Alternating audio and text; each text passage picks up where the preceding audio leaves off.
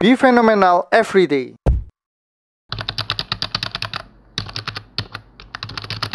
Kali ini saya akan membahas tentang Bank BRI secara mendetail. Ya, teman-teman juga tahu ya, karena banyak sekali info-info yang beredar dengan naiknya NPL BRI ya, menyebabkan dia berpotensi untuk ada yang bilang kredit macetnya bisa mencapai ratusan triliun, atau bahkan ada yang bilang bisa mencetak kerugian ya Bank BRI. Nah, terus terang saya menghimbau teman-teman yang mendengar info-info seperti itu jangan dimakan mentah-mentah ya. Terutama yang bilang kredit macetnya mencapai ratusan triliun. Wah, itu sungguh orang-orang yang tidak menganalisa tapi langsung ngomong saja ya.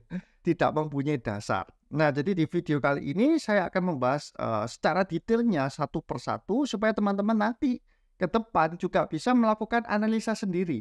Apakah benar sih omongan orang-orang itu ataukah memang BRI ini sedang sekarat kondisinya. Nah, langsung saja ya.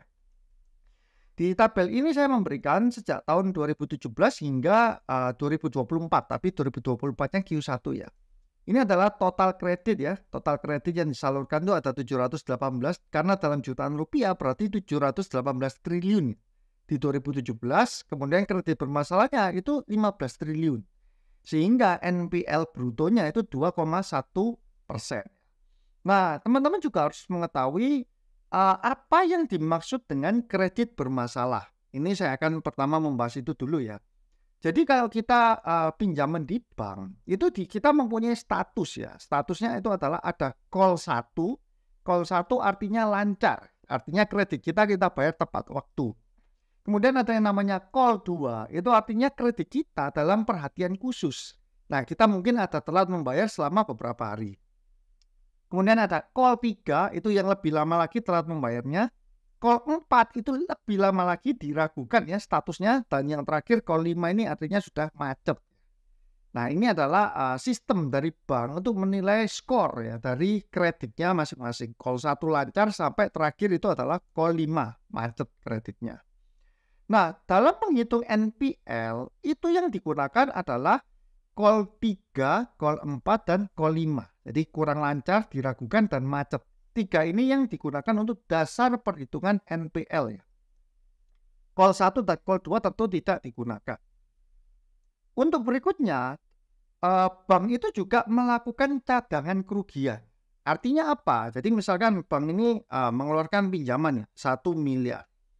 Nah, bank ini ketika melihat profil resiko nasabahnya, bank ini bisa mengeluarkan kalkulasi. Kira-kira saya mencadangkan berapa ya kerugiannya? Let's say dicadangkan 1%-nya atau 10 juta. Untuk kredit 1 miliar terhadap nasabah ini, bank mencadangkan kerugian 10 juta. Maka yang tercatat pinjaman kreditnya itu bukan 1 miliar. Tapi adalah 990 juta. Nah, jadi bank sendiri itu sudah melakukan defensif ya. Melakukan defensif supaya laporan keuangannya itu nanti tidak ketika ada kredit macet langsung jelek sekali, langsung hancur, equity-nya langsung ambles ya. Nah, tidak seperti itu. Dia sudah mencadangkan. Contohnya ini ya, di BRI 718 triliun, dia sudah mencadangkan kerugian 29 triliun. Nah, ini yang teman-teman juga harus tahu ya. Loh kok, tapi kalau misalkan yang kayak contoh yang tadi 1 miliarnya ternyata nggak macet, dibayar gimana? Maka di tahun ketika dibayar itu, bank akan mencetak tambahan laba. Jadi ada tambahan laba 10 juta yang sesuai cadangan kerugiannya. Nah, teman-teman bisa lihat semakin besar total kredit, biasanya memang cadangan kerugiannya juga akan semakin dinaikkan. Tapi sekali lagi ini merupakan kebijakan masing-masing dari bank ya. Contohnya waktu pandemi 2020, dia kreditnya kan 877 miliar di 2019. Cadangan kerugiannya cuma 38 triliun. Tapi begitu pandemi 2020, kreditnya cuma naik sedikit kan, 899. Tapi cadangan kerugiannya sudah hampir double ya, 65 triliun. Kenapa? Karena bank saat 2020, 2021 itu melihat bahwa wah ini fase yang berbahaya, kemungkinan untuk kredit bermasalahnya itu cukup tinggi. Jadi dia harus mencadangkan kerugian. Nah, itu teman-teman juga harus mengetahui bahwa selain ada NPL, kita juga melihat dari cadangan kerugian yang dialokasikan oleh bank. 2023 BRI ini menyalurkan kredit 1,19 triliun ya. Kemudian kredit bermasalahnya 37 triliun, cadangan kerugiannya mencapai 79 triliun. Jadi sejak 2021 ini tinggi sekali ya cadangan kerugian dari BRI ini. Di 2024 ini total kreditnya 1,2 triliun, cadangan kerugiannya itu 81 triliun. Secara NPL memang jelek ya, dia naik terus ini dari Bank BRI 2,1, 2,14 dan terakhir di 3,27. Ini adalah tertingginya. Makanya nggak heran Bank BRI itu dibawa turun karena memang ada faktor kekhawatiran dari investor-investor ya. Wah, ini NPL-nya kok naik terus. Tapi teman-teman harus tahu dari mana asalnya NPL-nya. Oke, sekarang kalau di laporan keuangan kita bisa melihat contohnya seperti ini ya. Berdasarkan kolektabilitas. Ini di halaman, nah ini ya, 122. Nah ini, berdasarkan kolektabilitas ini di luar pegadaian, karena di dalam BRI itu kan ada pegadaian ya, pegadaian Indonesia di dalamnya. Dia dibagi menjadi dua. Selain pegadaian, ini ya, ada individual 33 triliun, kemudian yang kolektif itu ada yang lancar 1.065 triliun. Ini semua saya copy masuk ke sini. Saya excelkan supaya kita bisa menghitung lebih gampang. Nah ini di 31 Maret ya, ada 1 triliun. Kemudian yang call 2 atau dalam perhatian khusus ada 57 triliun. Kurang lancar 5 triliun, diragukan 9,5 triliun, dan yang macet sudah 16 triliun. Nah total kolektifnya 1,153 triliun, kalau ditambah dengan yang individual menjadi 1,186. Per 31 Desember cuma 1,150, jadi ada kenaikan. Nah ini ada cadangan kerugian. Ini seperti yang saya tadi bilang, setiap dalam memberikan kredit juga bank ini ada mengalokasikan untuk cadangan kerugiannya, cadangan penurunan nilai atau istilahnya biasa disebut CKPN-nya ya. Cadangan penurunan nilainya itu adalah 54 triliun tambah 25 triliun ini menjadi 79 triliun. Nah, jadi ini saya lanjutkan dulu ya. Yang kedua itu adalah pegadaian. Jadi ini yang di luar pegadaian, ini yang pegadaian. Sama, lancarnya 46 triliun, lebih kecil jauh ya. Jadi bisnis pegadaian di BRI ini masih sangat kecil ya kalau kita bandingkan dengan kreditnya. 46 triliun ya, kemudian yang perhatian khusus 2 triliun, ini bahkan cuma 86 miliar, 39 miliar, yang macet 212 miliar. Total kolektifnya 49 triliun, sama di cadangan juga 1,4 triliun ya. Sehingga netnya bersihnya 47 triliun. Nah, dua ini ya, ini saya konsolidasikan, saya gabungkan ya, menjadi ini. Ini yang kita akan cermati ya, gabungannya.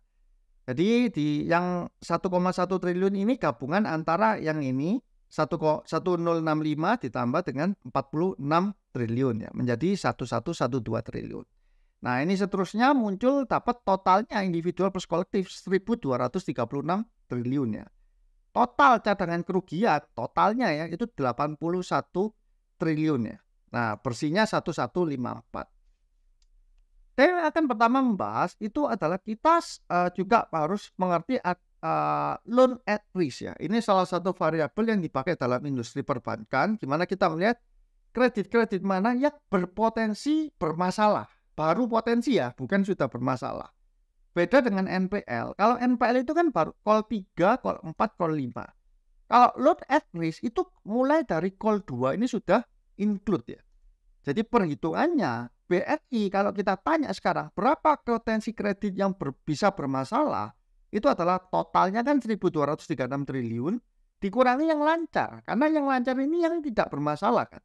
Nah makanya di rumusnya ini adalah total ini dikurangi ini menjadi 123 triliun. Nah loan at risk ini adalah 123 triliun. Mungkin orang-orang yang berbicara bahwa kredit macetnya bisa mencapai 100 triliun lah. Jadi BRI bisa rugi karena labanya kan cuma 50-60 triliun.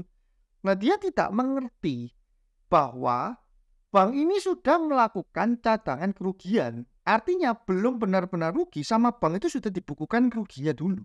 Cadangan kerugiannya ini sudah dibukukan terlebih dahulu. Jadi kalau semuanya ini macet, 123 triliunnya ini macet, apakah langsung dianggap equity-nya minus 123 triliun? Enggak. Karena sebenarnya bank itu sudah menganggarkan 81 triliun BRI ini. Jadi yang tersisa itu hanya 40 triliunnya saja. Nah itu teman-teman harus tahu ya. Harus pahami bahwa, oh ternyata NPL-nya naik, terus orang yang berbicara bahwa potensinya loss ratusan triliun itu sudah tidak mungkin terjadi. Saya bisa berani bilang begitu karena ya berdasarkan data dengan loan at risk 123 triliun dan cadangan kerugian 81 triliun, ya maka maksimumnya itu adalah ini dikurangi 81, itu sekitar 40 triliunan.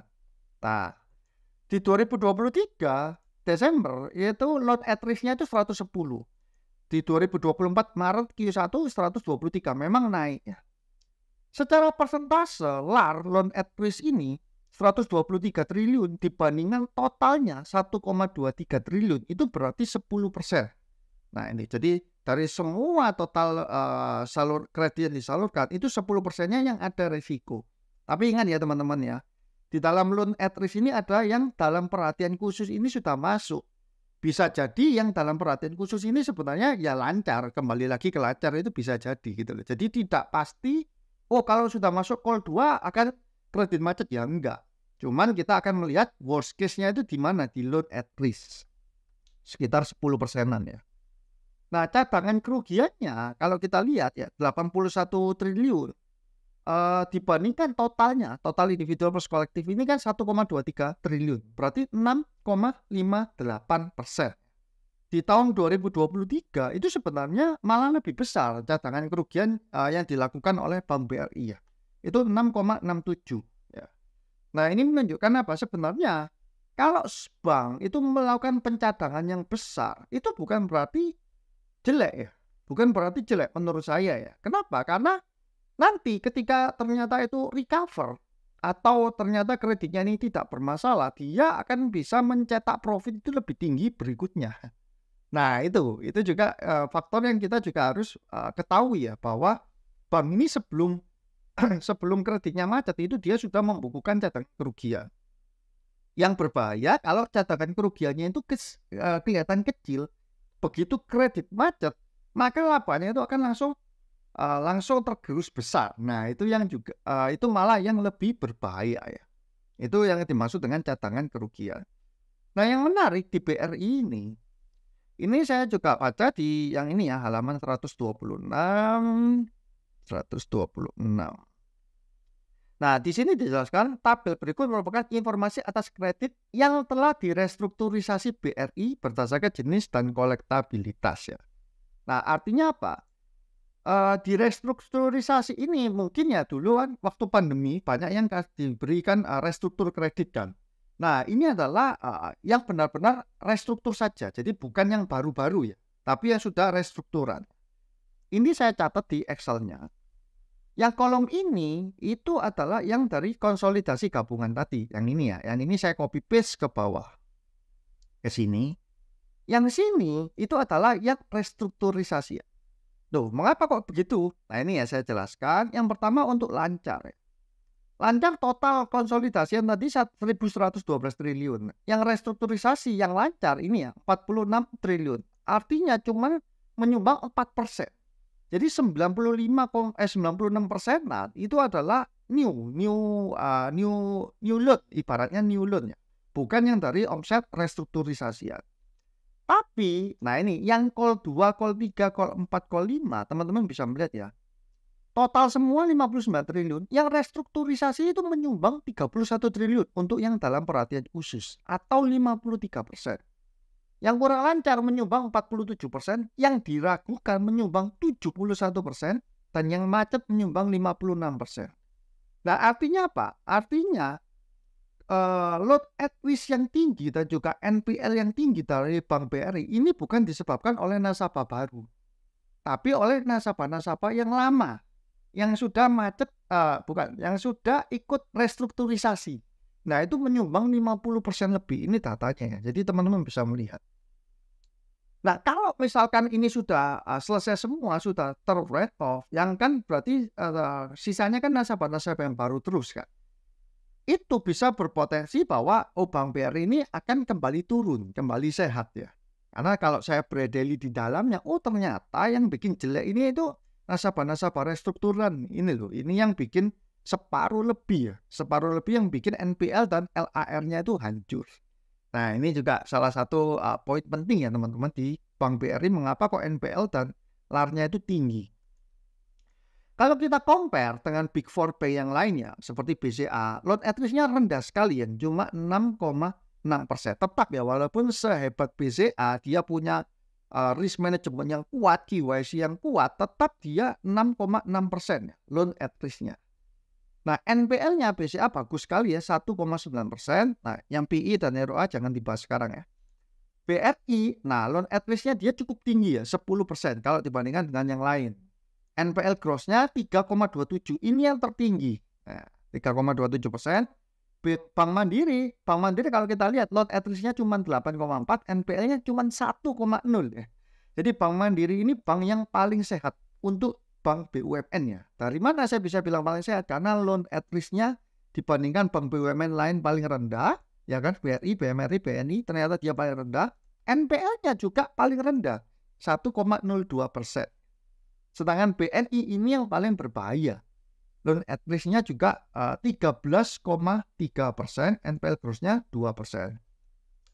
Nah, dari kondisi ini kita bisa tahu ya bahwa oh iya ya, secara kalau kita ngomong secara kesehatan, Bank BRI ini Bank Mandiri nomor 1.